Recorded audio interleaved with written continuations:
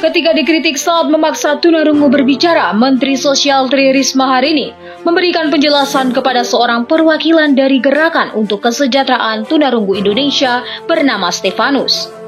Risma mengatakan bahwa dirinya tidak mengurangi peran dari bahasa isyarat untuk para penyandang tunarungu wicara.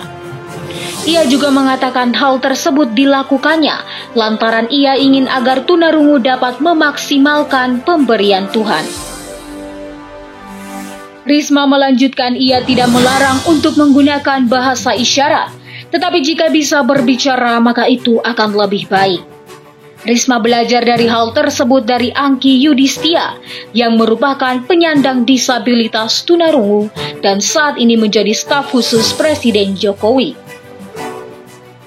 Risma menyebut Angki berlatih berbicara hingga bisa sejelas seperti sekarang, sehingga ia berharap kejadian pada Angki dapat memotivasi tunarungu lainnya. Aksi Risma itu langsung direspon oleh Stefan yang adalah salah satu perwakilan. Stefan mengatakan kemampuan bicara anak tuli itu berbeda-beda. Ada yang memang sudah tuli sejak kecil. Kemampuan bahasa isyaratnya juga beragam. Ada yang bisa berbahasa isyarat, ada juga yang tidak bisa berbahasa isyarat. Stefan melanjutkan atas dasar hal tersebut maka harus dihargai. Bahasa isyarat itu bisa memberikan pemahaman bagi orang tuli. Dia memberikan contoh juru bicara bahasa isyarat. Orang tuli bisa melihat juru bicara bahasa isyarat dengan jelas pada acara-acara tertentu. Dan hal tersebut juga merupakan akses bagi pihaknya.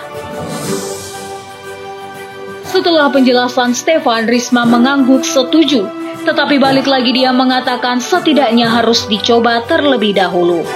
Stefan pun menyampaikan permintaan maaf atas pernyataannya dan menjelaskan bukan bermaksud untuk tidak menghormati Menteri Sosial itu, tetapi dia hanya menyampaikan pendapatnya.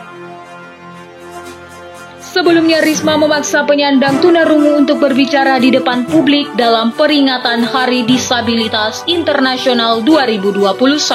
Hal tersebut terlihat di YouTube Kementerian Sosial saat Risma mengunjungi berbagai stand pameran karya penyandang disabilitas. Kemudian setelah ia sampai di stand lukisan dari penyandang, Risma meminta sang pemilik lukisan untuk naik ke panggung dan memaksa kedua anak tunarungu itu untuk berbicara. Risma juga meminta keduanya berbicara tanpa menggunakan alat bantu. Ia merasa yakin mereka bisa melakukannya meskipun tanpa alat bantu.